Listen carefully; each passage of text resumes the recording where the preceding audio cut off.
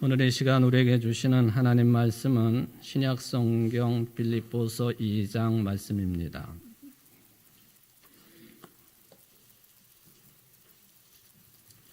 빌립보서 2장 12절부터 18절까지 말씀을 봉독해 드리겠습니다.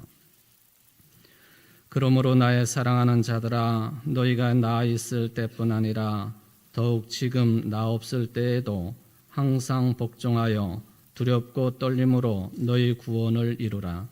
너희 안에 생하시는 이는 하나님이시니 자기의 기쁘신 뜻을 위하여 너희에게 소원을 두고 행하게 하시나니 모든 일을 원망과 시비가 없이 하라. 이는 너희가 흠이 없고 순전하여 어그러지고 거스르는 세대 가운데서 하나님의 흠 없는 자녀로 세상에서 그들 가운데 빛들로 나타내며 생명의 말씀을 밝혀 나의 다름질이 헛되지 아니하고 수고도 헛되지 아니하므로 그리스도의 날에 내가 자랑할 것이 있게 하려 함이라. 만일 너희 믿음의 제물과 섬김 위에 내가 나를 전제로 드릴지라도 나는 기뻐하고 너희 무리와 함께 기뻐하리니 이와 같이 너희도 기뻐하고 나와 함께 기뻐하라. 아멘. 이는 하나님의 말씀입니다. 하나님께 감사합니다. 오늘은 교회력으로는 창조절 8번째 주일이고 또 우리 총회가 제정한 이단 경계 주일입니다. 성령께서 말씀에 집중하도록 여러분들과 함께 하시기를 주의 이름으로 축원을 드립니다. 우리 교단은 10월 셋째 주일을 이단 경계 주일로 지키도록 하고 있습니다. 그래서 주의 몸된 교회를 잘 유지 보존하고 또 성도들을 바른 신앙으로 인도하는 목적을 가지고 있습니다. 이단들이 지금도 적극적으로 활동함으로 인해서 사회적으로도 나쁜 영향을 끼치고 있다고 하는 것, 이를 방지하려고 하는 목적도 이단 경계주일 제정의 목적이 되겠습니다. 최근 10년 사이에 우리 기독교인들의 숫자가 현저하게 감소하고 있다고 하는 것은 자타가 다 공연하고 있는 진단이 되겠습니다. 기독교에 대한 폄훼 풍조가 확산되어 가고 있기 때문에 그렇다. 또 지난 3년 동안 코로나19 팬데믹이 또 여기에 결정적인 역할을 했다. 다른 한편으로 보면은 이런 교세 감소와 기독교 폄훼 풍조의 배경에는 이단들의 횡행이 또 많은 영향을 끼치고 있다고 하는 것을 부인할 수가 없습니다.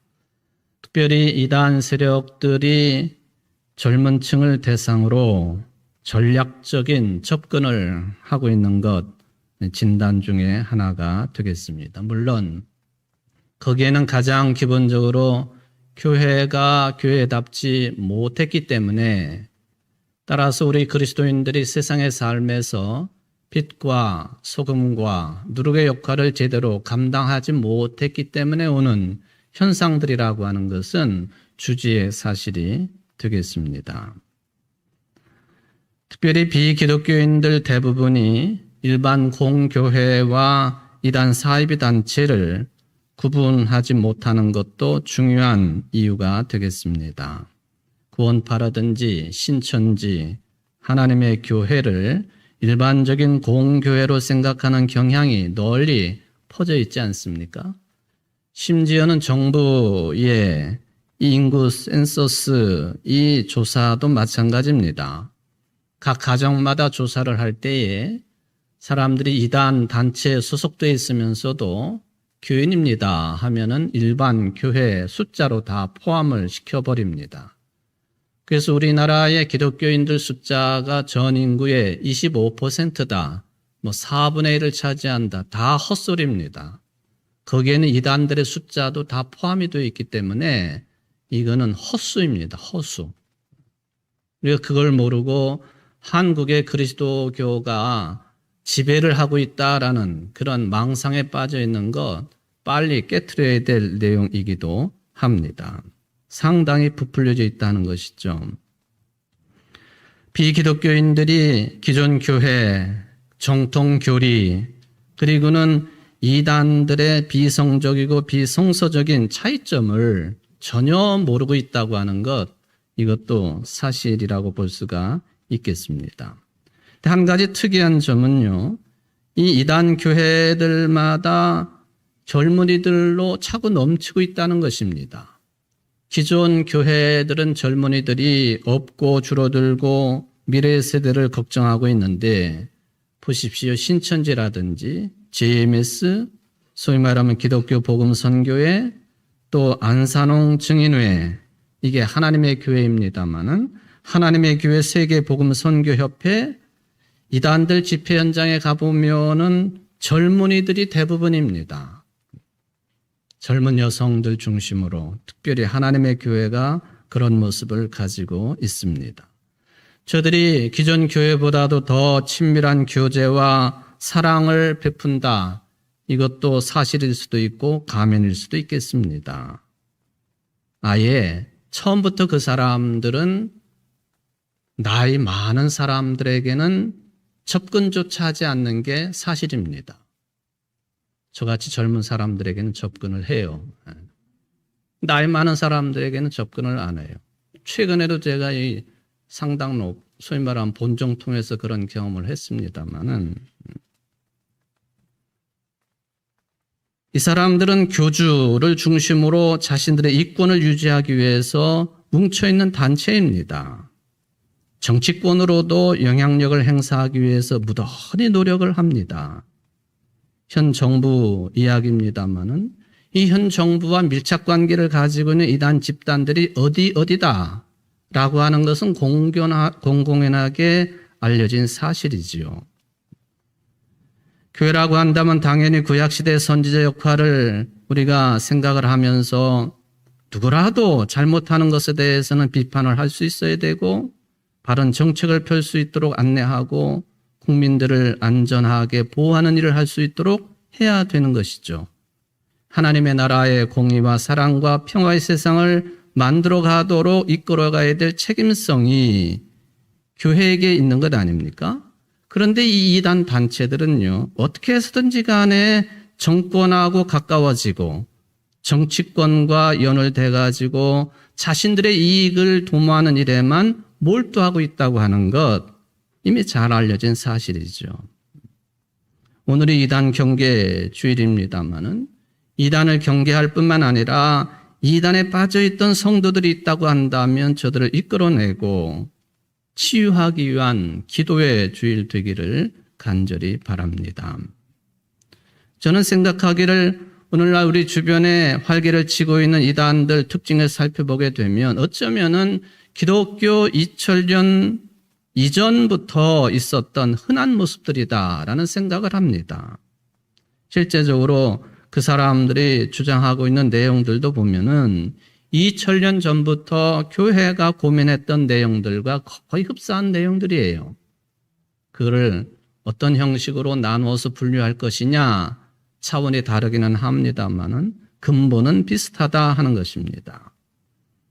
제가 좀 전에 저같은 젊은 사람들에게 접근한다 그런 표현을 썼는데 며칠 전에도 여기 이 시내 중심을 이제 걸어가고 있는데 어떤 젊은 여성이 다가와 가지고 6월절에 대해서 알고 싶으신가요? 그래요. 제가 아직 젊은 사람이에요. 6월절 대화를 좀 나누시지 않겠어요? 도대체 이 사람들이 어디서 나온 사람들인가? 주로 젊은이들이에요.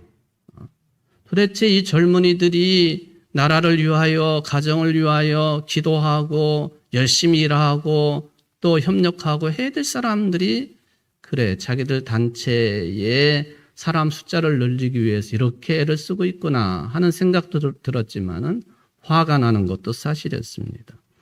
이 6월절을 주장하는 저들이 도대체 누구인가? 저들이 바로 안상홍 증인회예요. 말하자면 하나님의 교회 사람들이라는 거예요. 여러분들 6월절하고 다가오면 얼른 피해버리십시오. 그게 상책입니다. 말려들면 여러분들 실력 가지고 그 사람들 이길 수 있을 것 같아요? 저 사람들은 전문적으로 훈련받은 사람들입니다. 그런데 이 하나님의 교회가 요즘에 아주 애를 쓰고 관심을 기울이는 분야가 뭐냐? 길거리에서도 그렇게 자기들을 홍보하고 사람을 끌어들이지만은 인터넷 활동이 엄청납니다. 신앙생활 하다가 궁금한 것이 있어서, 교회에 대해서 궁금한 것이 있어서 어디 누구에게 물어보기는 뭐하고 인터넷을 들어가서 단어를 입력하지요. 그러면은 뭐 자료들이 엄청나게 쏟아져요. 잘 구분할 수 있어야 돼요. 이 하나님의 교회가 요즘에 인터넷 활동을 어마어마하게 펼치고 있습니다. 근데 처음부터 자기네라고 드러내지를 않아요. 제가 설교 준비를 하면서 이것저것을 자료를 살펴보았습니다만은 그래서 이것들이 이단이구나. 그런 생각을 더욱 강하게 가졌습니다. 그럼 화면을 보십시오. 이단이라고 하는 한자어가 어떤 뜻입니까? 달을 단은 무슨 뜻이에요? 끝단. 처음은 비슷하게 보이고 똑같아 보이지만은 끝이 다른 거예요. 그래서 이단입니다. 속아 넘어가기 십상입니다. 예를 한번 들어볼까요? 하나님의 교회에서 자기네들을 소개하는 내용이지만은 처음에 뭐라고 표현하느냐? 하나님의 교회는 그들이 재림 그리스도라고 주장하는 안산홍이 세운 교회이다. 표현을 잘 생각해 보십시오. 자기네들이 선전하기 위해서 올린 글입니다만은 뭐라고 표현했느냐? 하나님의 교회는 그들이, 내가, 우리들이 아니에요.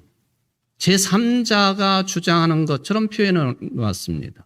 하나님의 교회는 그들이 재림 그리스도라고 주장하는 안산홍이 세운 교회이다. 마치 자신들이 아닌 것처럼 표현합니다. 또 이후 그들이 주장하는 다윗 왕의 예언에 따라 1985년에 안산홍이 소천하였다. 여기도 마찬가지예요. 이후 그들이 주장하는 다윗 왕의 예언에 따라 1985년에 소천하였다. 다른 사람 이야기하듯 합니다. 그런데 자기들 주장이에요.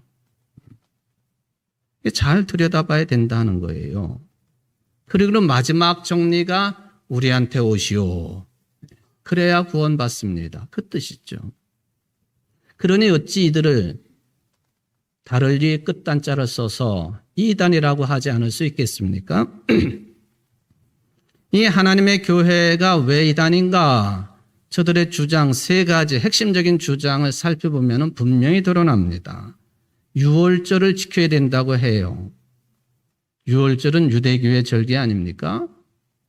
예수 그리스도로 말미암아 믿는 자들의 모임인 교회가 교인들이 유월절을 지킨다? 그는 어불성설이지요. 우리가 율법 중심의 교회가 아니거든요. 복음 중심의 교회이지요. 그런데 유월절을 지켜야 된다고 해요. 그러니 다른 것입니다. 두 번째, 하나님을 아버지라고 부르는 것이 우리 기존 교회 신앙입니다만은 하나님 어머니라고 또 부릅니다. 창세기 1장에 보면은 하나님께서 인간들을 만드실 때에 우리의 형상대로 만든다 하는 표현이 있습니다. 이 사람들은 이 구절을 해석하기를 우리 복수형을 사용했으니 하나님은 아버지뿐만 아니라 어머니도 되신다. 그래서 하나님 아버지의 자식은 남자고 하나님 어머니의 자식은 여성이다. 그러니까 그동안 짓눌렸던 여성들이 얼마나 기뻐할 수 있는 복음 아니에요? 하나님 어머니라고 부르니까. 그래서 하나님의 교회는 여성들이 그렇게 많은 것 같아요. 세 번째, 이 교주 안산홍 재림주라고 저희들은 주장하고 있지 않습니까? 그런데 좀 전에 말씀드린 것처럼요. 다윗 왕의 예언에 따라 1985년에 이미 죽었어요. 이미 죽은 자를 재림주라고 우리가 생각합니까? 영원히 사는 것이죠. 이미 죽었어요. 근데 그 안산홍을 재림주로 여기고 있으니 그러니까 이것이 이단이 될 수밖에 없는 것이죠. 또한 요즘은 좀 잠잠한 것 같습니다만 얼마 전까지만 해도 길거리에서 이 사람들을 자주 만날 수 있었습니까? 구원받으셨나요? 우리가 흔히 무슨 파라고 부르죠? 구원파라고 부르는 사람들이죠. 요즘은 좀 조용한 것 같아요. 지금도 여러분들 가정 주변에 혹시 기존에 이 교단 간판을 붙이지 아니한 교회가 있다고 한다면 조금은 의심까지는 하지만 조심해야 될 교회라고 볼 수도 있습니다. 그런데 아예 이런 간판을 붙여놓으면은 가까이 해서는 안 됩니다. 기독교 복음 침례회, 대한예수교 침례회 생명의 말씀 선교회, 대한예수교 침례회 기쁜 소식 선교회, 이런 간판을 붙여놓은 데가 있으면 그것은 틀림없는 구원파입니다. 다 침례라고 하는 이름을 달고 있습니다. 그래서 정통교단인 침례교단이 굉장히 손해를 많이 보고 있지요. 정통 침례교단은 두 교단인데요. 기독교 한국 침례회 그리고 성서 침례교회, 이 두 교단은 인정되는 교단이라고 하는 걸 확인을 해둘 필요가 있겠습니다. 구원파라고 하는 이름은 자신들이 그렇게 이름 붙인 건 아닙니다. 저들이 구원을 강조하는 것을 매우 중요하게 여기고 있기 때문에 바깥에서 붙인 이름이 구원파예요. 이들이 주요한 주장하는 교리가 뭘까? 자신들은 그런 주장을 한 적이 없다고 하지만 이 구원파의 교리를 길거리에 나와서 선전하는 사람들이 집중적으로 했던 말이 있습니다. 한 번 구원받았으면 또다시 회개할 필요가 없습니다. 이거예요. 한 번 구원받았으면 그걸로 끝나는 것이 계속해서 죄에 대한 회개를 할 필요가 없다. 그러니까 막다른 대로 가면 어떤 현상이 벌어지느냐 하면은 회개할 필요가 없으니 어떤 짓을 해도 상관없다로 되는 거예요. 어떤 죄를 저질러도 되고 심지어는 사람을 죽여도 되고 구원하고 상관은 이미 내가 구원받은 사람이기 때문에 이게 이제 한참 우리나라의 문제가 되었던 이 구원파 이 사람들의 그런 주장이라고 알려져 있습니다. 또 하나가 구원을 받았으면 구원받은 그 연도하고 일자를 분명하게 기억하고 있어야 된다는 거예요. 여러분들이 언제 구원받으셨는지 몇 년도에 몇 월 며칠 몇 시에 무슨 요일에 기억하고 계시나요? 저한테 물어봐도 몰라요. 대충 어느 때쯤 내가 이런 신앙의 깨달음이 있었다. 저는 그것을 고등학교 2학년 때라고 주장하고 있습니다만은 그런 이야기는 할 수 있지만 몇 년, 몇 월, 며칠에 내가 구원받았습니다. 이것은 아는 사람이 별로 없는 거죠. 혹시 세례받은 연도와 날짜를 기억하는 것은 가능하겠습니다만은 근데 이 사람들은 바로 이렇게 깨달음을 통해서 구원을 받는 것이기 때문에 깨달음을 얻은 날짜를 알아야 된다고 주장하는 게 이들의 강력한 주장이었습니다. 하여튼 이 구원파 계열은 요즘에 조금 잠잠해진 것은 사실인 것 같아요. 그 이면에는 저들이 관련된 그런 단체들이 일으킨 이 무지막지한 사건 사고와 관련된 것이 있어서 그래요. 80년대 여러분들 잘 아시는 것처럼 대전 천안을 중심으로 해가지고 30명 넘는 사람들이 공장 천정에 올라가서 집단 자살인지 교살인지 잘 모르겠지만 얼마 전에도 그것을 다룬 TV 방송이 있었죠. 오대양 사건. 이게 다 구원파와 관련되어 있는 일들이죠.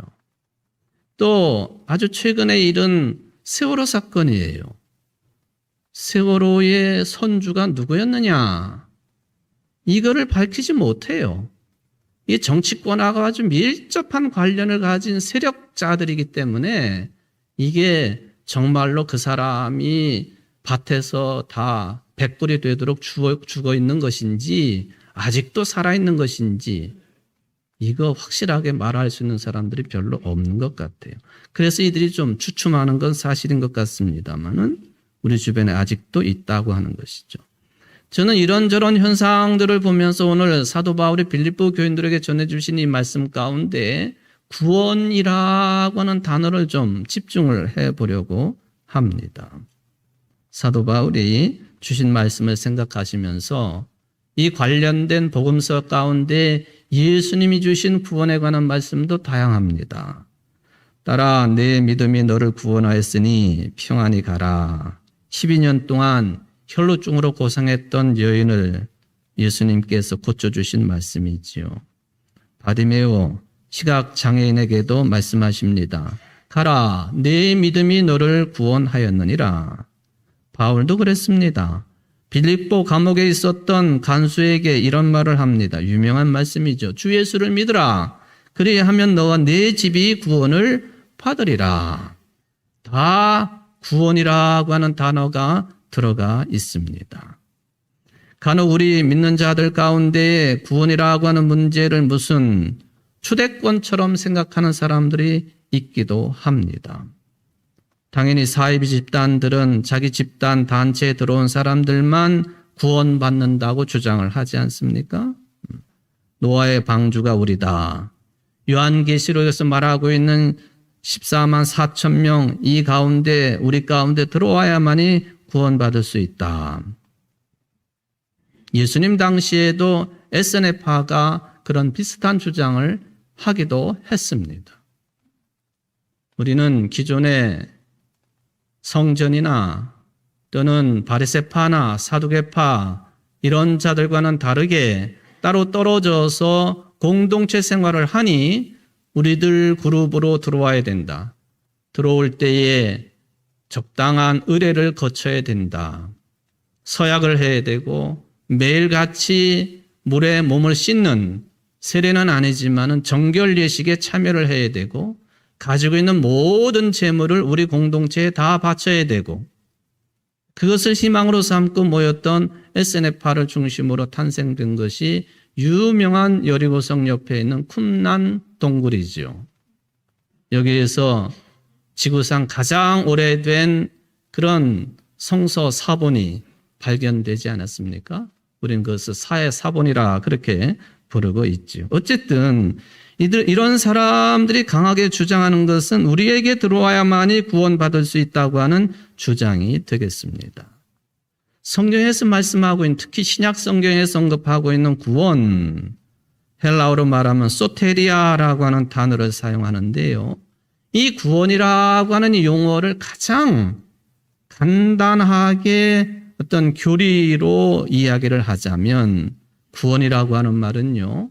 죄와 죽음에서 건짐을 받는다. 그런 뜻이 담겨 있어요. 죄의 마지막의 모습은 뭐죠? 사망이지 않습니까? 그러니까 이 죄와 죽음, 사망으로부터 건짐을 받은 상태, 이게 구원받았다라고 하는 뜻이 되겠습니다. 그러니 이것이 참 어렵잖아요. 그리고 이게 확실하게 와닿지도 않아요. 내가 정말 죄와 사망으로부터 건짐받은 사람인가? 구원받은 자인가? 그러니까 니체라든지 프로이트라고 같은 사람들이 비판하지 않습니까? 이게 예수를 믿고 그리고 구원받았다고 하는 사람들, 예수를 믿어야만이 구원받았다고 하는 사람들 비판하기를 저 사람들은 인생살이에 자신감이 없거나 비겁한 사람들이다. 그러니까 세상을 당당하게 살지 못하고 예수를 의지하고 하나님을 믿고 그러는 것이 아니냐. 이런 이야기를 합니다. 이런 현상에는 교회의 책임이 크다고 보여집니다. 불신지옥이라고 하는 구호를 외치는 사람들이 아직도 많이 있지 않습니까? 너무나도 도식적이고 공격적인 방식으로 구원을 이야기하니까 반발하는 거예요. 당신들이나 구원받으시오. 당신들의 삶은 구원받은 징표가 있습니까? 당연히 그런 질문이 가능하지 않겠습니까? 여러분, 이런 와중에 있는 우리들에게 사도 바울은 구원의 문제를 자신의 실존 속에서 가장 치열하게 받아들인 사람으로 받아들일 수가 있겠습니까? 바울은 본래가 예수님의 다른 제자들이 따라올 수 없을 정도로 유대교 율법에 충실했던 인물이지요. 정말로 그랬습니다. 그런데 이 바울의 인생 대반전에는 바로 이 구원의 문제가 놓여 있습니다. 다메섹 도상에서 부활하신 예수 그리스도를 만난 이후에는 구원에 관한 이전의 생각과 경험이 완전히 뒤바뀌었습니다. 그래서 바울은 이 새롭게 체험한 구원을 죽을 때까지 숨가쁘게 때를 얻든지 못 얻든지 전합니다. 심지어는 감옥에 있으면서도 이 구원의 문제에 천착을 했던 인물이 바울이에요. 빌립보서가 옥중서신 아닙니까? 감옥에 있으면서도 빌립보 교인들, 초대교인들, 아니 오늘날 우리들의 구원의 문제에 천착을 합니다. 그러므로 나의 사랑하는 자들아, 너희가 나 있을 때뿐 아니라 더욱 지금 나 없을 때에도 항상 복종하여 두렵고 떨림으로 너희 구원을 이루라. 두렵고 떨림으로 너희 구원을 이루라. 아주 중요한 내용을 언급했습니다. 구원을 이루는데 집단으로 이루라 그런 뜻이 아니에요. 너희 구원을 이루라. 내 구원을 이루라 그 표현입니다. 너희 구원 개념에 있어서 아주 중요한 내용을 언급을 합니다. 여러분, 구원은 다른 사람과 비교되는 게 아닙니다. 구원받은 사람이라고 하는 사람 옆에 있으면 자동적으로 구원받는데 아니에요. 성경이 말씀하고 있는 구원은 다른 사람이 절대 해결해 줄 수 없는 내용입니다. 예수님도 이런 표현을 하시잖아요. 두 사람이 밭에 있다가 한 사람은 데려감을 받고 다른 한 사람은 보려둠을 당한다라든지, 두 여자가 맷도질을 하다가 한 사람만 데려감을 받는다. 마태복음 24장 예수님의 말씀입니다. 너희 구원을 이루라고 하는 사도 바울의 이 말씀은 구원이라고 하는 것은 각자의 문제라고 하는 거예요. 곁에 있는 믿음 좋은 사람 때문에, 내 남편 때문에, 내 부인 때문에, 내 자식 때문에 구원이 이루어지는 것 결코 아닙니다. 이거는 마치 다른 사람이 내 대신에 숨을 쉬어주는 것과 똑같은 이치예요. 그게 아니라는 거예요. 지난 10년 전 일입니다만 2013년도 영국의 한 경매장에서 바이올린 한 대가 경매 물품으로 나왔습니다. 사연을 듣고는 경매장이 숙연해졌습니다. 100년 전 명품 브랜드를 짝퉁으로 만들어낸, 모조품으로 만들어낸 바이올린인데요. 줄이 그것도 2줄밖에 남아있지 않아요. 그런데도 불구하고 우리나라 돈으로 무려 15억 4천여만에 낙찰이 됐습니다. 이 바이올린엔 특별한 사연이 있었습니다. 사진에 이미 사진을 보여주고 계십니다만은, 우리가 잘 알고 있는 것처럼 1912년 4월 15일 타이타닉호 사건이 있었지 않습니까? 이게 암초에 부딪혀가지고 가라앉기 시작을 했습니다. 가판까지 바닷물이 차오르게 되니까 승객들은 그야말로 아비규환했습니다. 모두가 살기 위해 몸부림치고 있었을 때에 의연하게 8명의 악단이 찬송을 연주하기 시작을 합니다. 그 가운데 바이올린을 연주한 사람이 월리스 하틀리라고 하는 실존 인물이에요. 이들이 찬송을 연주하기 시작하니까 살기로 탈출을 했던 사람들이 포기하고, 자신들도 8명이 그것을 포기하고 연주를 시작합니다. 흥분했던 승객들이 침착감을 되찾고 연주가 배가 침몰하기 10분 전까지 무려 3시간 동안이나 계속됩니다. 그러자 승객들이 침착함을 유지하고 여자와 어린이부터 질서정연하게 구명보트에 타고, 이게 부족해서 포기한 사람들도 이들의 찬송 연주를 듣고는 차분하게 생의 마지막 순간을 준비를 합니다. 그때에 나중에 알려진 사실입니다만은 이 하틀리 바이올린 연주자에게 음악 지도를 받았던 후아기 엘 완드 무디라고 하는 사람이 있었습니다만은, 이 사람이 신문과 이게 인터뷰를 하면서 이런 이야기를 합니다. 생존했을 때죠. 언젠가 자기 선생에게 만약에 당신이 침몰하는 배에 타고 있다고 한다면 뭘 할 것입니까? 하고 물어봤더니 이 하틀리라고 하는 사람이 나는 그러면은 찬송 71장을 또 찬송 338장을 내가 연주할 것이다. 그것 외에는 내가 할 일이 없을 것이다. 그랬습니다. 여러분 한번 71장, 338장 1절씩만 한번 불러보도록 하겠습니다. 71장 가사가 나올 건데요. 1절이에요. 첫 음만 눌러주십시오. 옛부터 도움 되시고 내 소망 되신 주 이 세상 풍파 중에도 늘 보호하신다.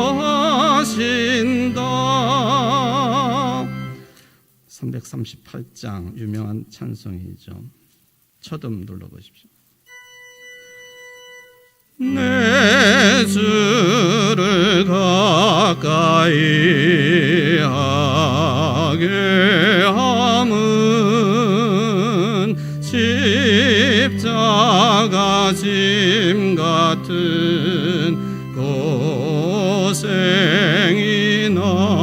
고생이나 내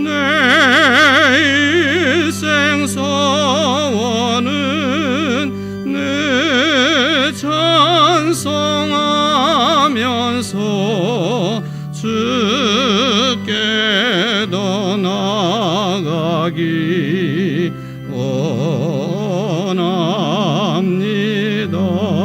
원합니다. 생전에 이런 말을 한 것이 실제가 된 것이에요. 여러분 한번 생각해 보십시오. 죽음을 목전에 둔 수많은 사람들이 이 내 주를 가까이 하게 함은 내 일생 소원은 늘 찬송하면서 주께도 나가기 원합니다. 우리가 그렇지 않아도 이 찬송을 부를 때마다 눈물이 자연스럽게 흐르는 것이 사실입니다만은 이게 죽음을 앞둔 상황이라면 더 말할 나위가 없는 것이죠.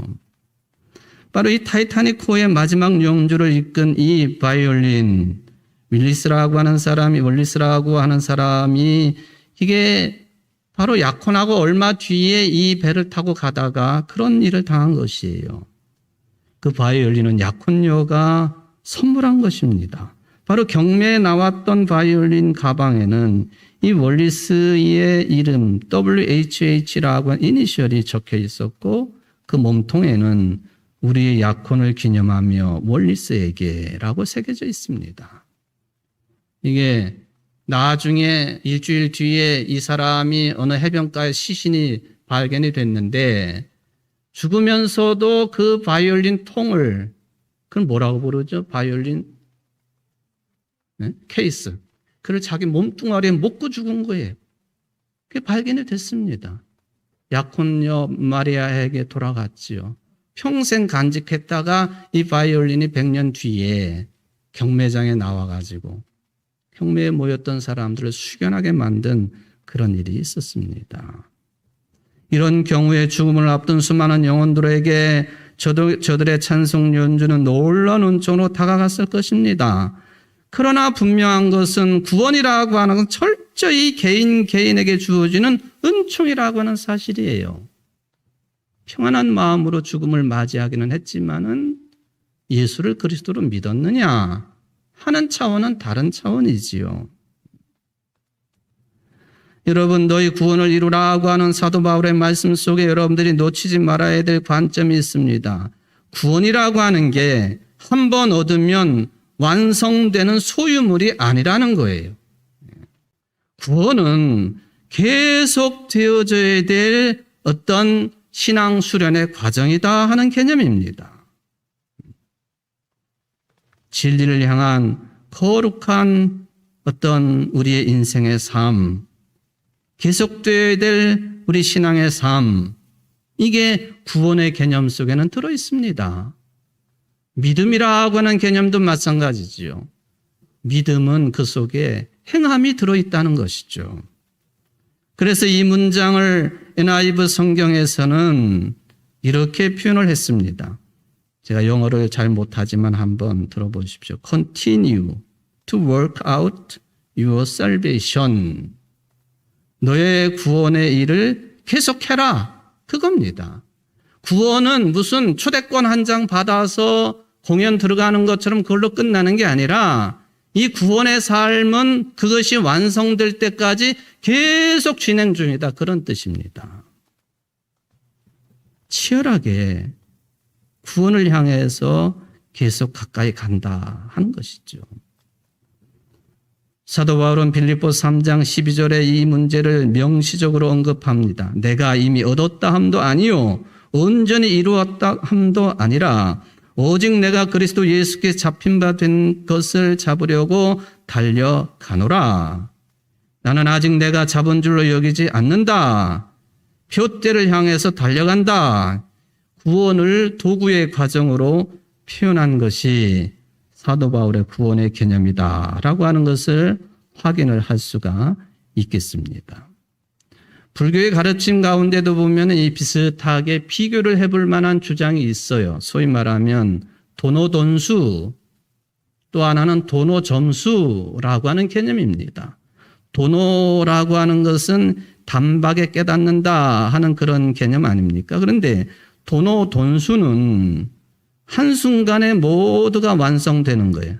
단 한 번에 깨닫는 것이에요. 그러니까 더 이상 수행할 것이 없다 하는 가르침이 도노돈수입니다. 그런데 도노점수는 한 번에 깨닫는 것은 사실이지만 이 한 번의 깨달음 뒤에도 점진적인 수행이 있어야 된다. 깨달음을 얻었다고 해도 점진적인 수행, 즉 점수는 계속돼야 된다 하는 것이 불교의 가르침이에요. 그래서 어떤 학자들은 이 불교의 이 가르침하고 이 구원의 온전한 과정을 비교한 논문도 다수가 있는 것을 확인을 해볼 수가 있습니다. 여러분, 바울의 고백처럼 우리들이 구원을 향해 계속해서 나아가고 달려간다고 하는 게 실제로 무슨 뜻이겠습니까? 입에 빠지지 말아야 된다. 당연히 거기에 들어갑니다. 기도 끊이지 말아야 된다. 당연히 거기에 들어가야 됩니다. 성경 읽어야 된다. 봉사해야 됩니다. 헌금해야 됩니다. 당연히 포함되는 거예요. 그런데 솔직히 말씀해 봅시다. 교회 예배 잘 오고 기도 열심히 하는 것 같고 교회 봉사 열심히 하고 헌금도 많이 한 것 같은데 정말로 그 사람이 구원받은 삶이 진행되고 있느냐 하는 문제는 또 다른 거예요. 다르죠. 그러니까 사도 바울은 나는 날마다 죽는다고 이야기합니다. 날마다 내가 죽어야 되는 거예요. 그렇기 때문에 이러한 구원의 문제를 치열하게 붙잡았던 탓인지 오늘 본문에 보면은 바울은 구원을 이루되 어떻게 이루느냐? 두렵고 떨림으로 너희 구원을 이루라 합니다. 아브라함도 모세도 이사야도 다들 하나님을 만나고 두렵고 떨린 사람들이었습니다. 예수님의 제자들 예수님의 그 말씀 한마디 한마디에 두렵고 떨린 사람들이었어요. 그렇기 때문에 자기 자신을 부인하고 자기 십자가를 지고 재산을 포기하고 부모까지 버리고 예수님을 따를 수 있었던 것이죠. 두렵고 떨렸기 때문에 가능한 일입니다. 그런데 우리는 어떻습니까? 권위주의를 청산하라고 했더니 이 두렵고 떨림으로 대표가 되는 가장 기본적인 권위마저도 묵살해버리는 현대의 삶이죠. 학교를 보십시오. 선생님들 위상이 요즘 어떻습니까? 도대체가 무서워서 선생님을 할 수가 없어요. 교회 목사도 좀 비슷해요. 본질적인 이 두렵고 떨림의 대상인 권위가 사라진 세상이 21세기라 우리가 좀 확인해 둘 필요가 있습니다. 두렵고 떨림이 사도 바울은 빌립보서 2장 6절로 11절에 보면은 그리스도의 낮춤으로 그것을 언급을 합니다. 하나님과 같은 분이셨지만 종의 형체로 사람과 같이 낮아지신 분, 심지어는 십자가에 죽기까지 복종하신 분, 하나님께서는 그를 지극히 높여 모든 이름 위에 뛰어난 이름을 주신 그 일, 바로 세상 모든 사람이 예수 그리스도를 큐리오스, 주라고 시인하게 하셨다. 이게 소위 말하면은 예수님을 우리가 두렵고 떨린 분으로 만나야 되는 근본적인 말씀이 될 수가 있습니다. 예수님의 제자들도 예수 그리스도의 부활을 통해서 이것을 깨닫습니다. 두렵고 떨림으로 주님을 만나지만 또 두렵고 떨림으로 사랑으로 복종할 수 있었던 제자들, 이게 오늘날 21세기 현대 그리스도인들의 회복해야 될 아주 중요한 구원의 차원이라고 하는 것을 말씀을 드립니다. 여러분들이 기존에 알고 있는 기독교의 모든 교리도요, 순례자의 운명에 놓여있다는 사실을 놓쳐서는 안 됩니다. 아직도 갈 길이 먼 거예요. 마지막 순간까지 여러분은 더 알아야 되고, 더 생각해야 되고, 더 살펴야 되고, 더 깊게 기도해야 되고, 바울은 그것을 두렵고 떨림으로 너희 구원을 이루라고 하는 말씀으로 대신한 것이라고 저는 해석을 합니다. 그렇기 때문에 신앙인들은 절대 교만해서는 안 됩니다. 다 이루었다고 말할 수도 없습니다. 잠언 16장에 보면은 교만은 패망의 선봉이요 거만한 마음은 넘어짐의 앞잡이니라. 신앙생활은 겸손히, 여기 케노시스라고 하는 예수의 겸손이 함께 가는 것입니다. 아직도 멀었다는 것이죠. 저는 요즘에 이스라엘 문제 때문에 이스라엘 관련된 내용들을 많이 읽고 보고 하는 편이지요. 특별히 처음으로 이스라엘 국가를 여러 차례 듣게 되었습니다. 1분 한 40초 정도밖에 안 되는 짧은 곡이에요. 가사를 보니까 이렇게 되어 있습니다.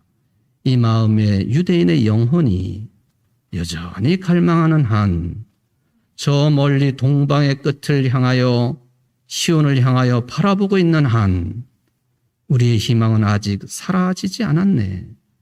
2000년간 이어져 온 그 오랜 희망은 우리의 땅에 속박 없는 나라를 세우리라는 그 희망, 시온과 예루살렘의 그 땅에, 우리의 땅에 속박 없는 나라를 세우리라는 그 희망, 시온과 예루살렘의 그 땅에 여전히 우리는 희망을 향한 도상에 있다고 하는 것, 누가 저 자신도 완전한 구원 속에 있다고 말하지 못합니다. 여러분들도 마찬가지입니다. 오늘도 저와 여러분은 예수 그리스도 안에 일어난 구원의 신비롭고 놀라운 세계 안으로 계속해서 한 걸음씩 한 발자국씩 그 발걸음을, 신앙의 발걸음을 옮겨야 되겠습니다. 언제까지? 하나님과 완전한 일치를 이룰 때까지, 그리스도의 장성한 분량에 이를 때까지. 도상의 주인공들 여러분들입니다.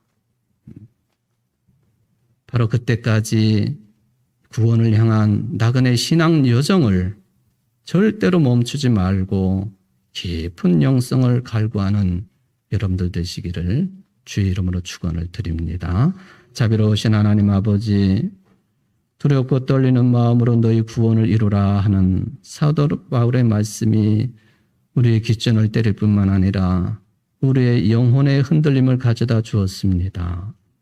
모든 것을 다 이룬 것인지, 무엇이 무엇인지 혼돈 속에 있는 저희들에게 믿음이 행위를 동반한 것처럼 우리가 구원받은 사람이지만은 앞으로도 계속해서 그리스도의 장성한 분량에 이르기까지 구원의 삶을 성령의 9가지 열매를 통해서 이루어야 된다고 하는 것을 확인하며 그 뜻대로 살기에 부족함이 없는 우리 청주 제일교회 모든 성도들이 될 수 있도록 은혜를 베풀어 주옵소서. 예수님의 이름으로 간절히 기도하옵나이다. 아멘.